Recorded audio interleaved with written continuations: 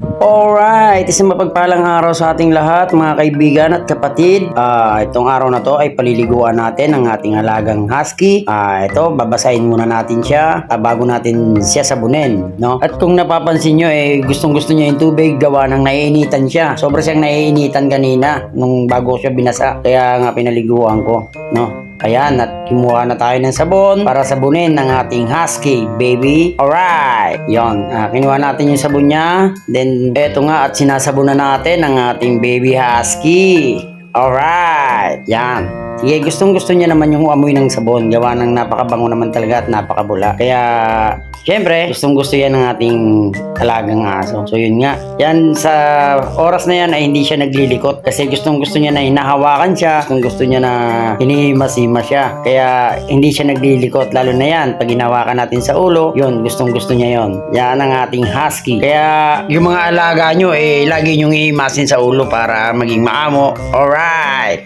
Yun technically para sa akin, no? Pag hinahawakan ko yung ulo ng alaga kong aso, doon, napapansin ko talaga na mabait siya. Alright. At yan nga, babanlawan na natin ang ating alaga, no? Banlawan na natin si baby husky. Alright. Yung at ang ating huling gagawin ay ang pagbanlaw sa kanya, no? Yan. Sa oras na yan, gustong gusto niya ang nababasa gawa ng syempre, naiinitan nga yung katawan niya. Yan. Kukuskusin natin ang kukuskusin. Gawa ng para matanggal yung bula. Sobrang bula ng sabon na yan, kaya kailangan mong kuskusin ng todo.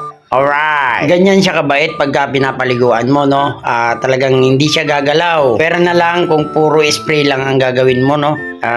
Kasi gustong gusto niya talaga yung tubig. Kaya kapag nakita niya na nilabas ko na yung hose, tuwan-tuwa na siya. Kaya yun, nagagalit lang siya sa akin pagka yung binabasa ko lang siya ng binabasa. Siyempre gusto niya nga tubig ng tubig. Mainit ang katawan yata ng husky. Ewan ko lang hindi ako sure. Pero lagi siyang naiinitan. Lagi siyang nangungulit na lagi niya akong tinatahol. Basta pag tinahulan niya na ako, alam ko na may kailangan siya. Pag hindi nagugutom or ihi, tatay, o kaya ay gusto niya nang maligo. Alright. Yun, natapos na nga ang ating pagpapaligo sa ating alaga, no? Yan, tulad niyan, binabasa ko lang siya, nagliligalig na yan. Ganyan, kaligalig ang aking husky kapag binasa mo lang ng bilasa. Kaya, yun, patutuyuin na natin siya. Then, pupunas-punasan ng kanyang tuwalya.